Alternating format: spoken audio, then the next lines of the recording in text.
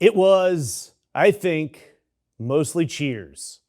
It was loud and it was very enthusiastic.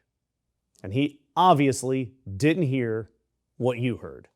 And that's Donald Trump describing the night Madison Square Garden booed him so hard that the White House poll report used the word thunderously. Yet Donald Trump claims that it was mostly cheers. But it was glorious. It was absolutely glorious. The sound during the national anthem in his hometown on national television, and then stood at the airport afterward and told reporters that it was mostly cheers. What a loser. And look, you've seen the booing clip. Everybody's seen the clip. It's been everywhere all week, so I'll just speed run through this if you haven't. Monday night, Trump, first president to attend an NBA Finals game, and the Garden shows him up on the Jumbotron during the anthem, and Madison Square Garden responded with a sound usually only reserved for referees and teams that rhyme with the Boston Celtics. The Knicks had the entire city absolutely pumped up, and then Donald Trump showed up and ruined their party.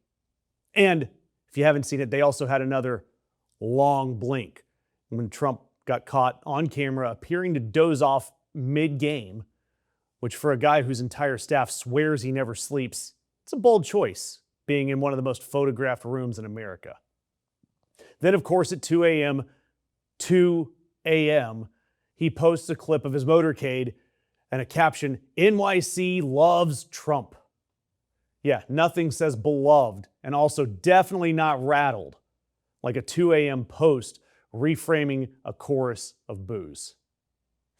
And yeah, Dave Zirin made the point on Democracy Now!, he's a friend of ours, that sports arenas are the one place left where the public reaction can't be staged, it can't be screened, and it can't be seeded by loyalty. The tickets aren't for donors only.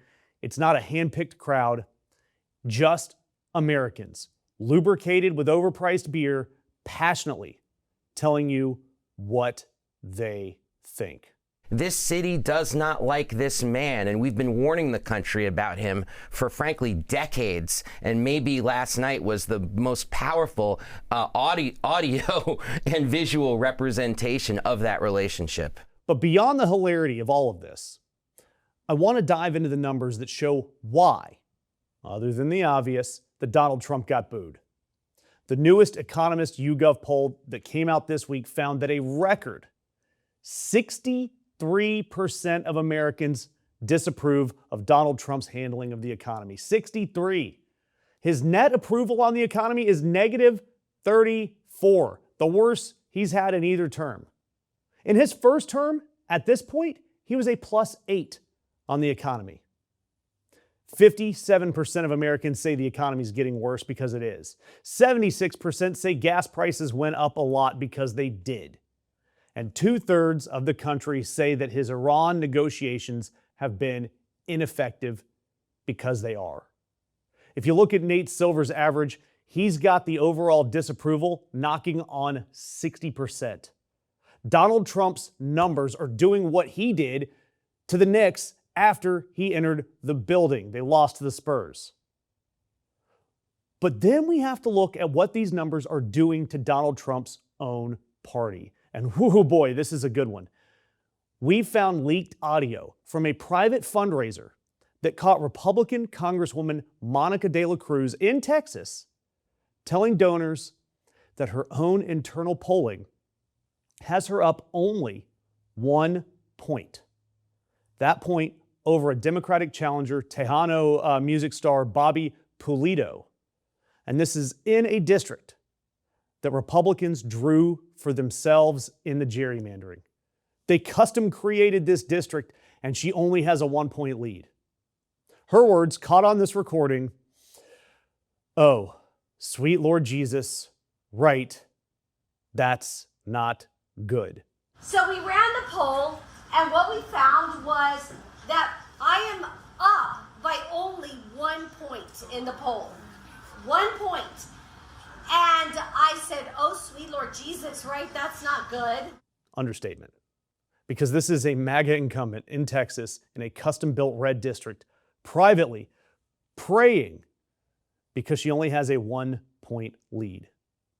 And when you look at leaked audio, when you look at public polling, or a basketball arena full of strangers, and they all say the same thing, that spells trouble for the Trump regime and all the maggots out there.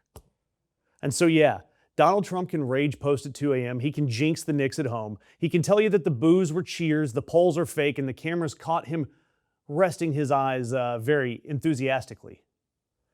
But I'll tell you what, Madison Square Garden doesn't fake it. 63%, that's not an error. That is truth. And his own party's internal polling is screaming, "Sweet Lord Jesus," in their donors' living rooms.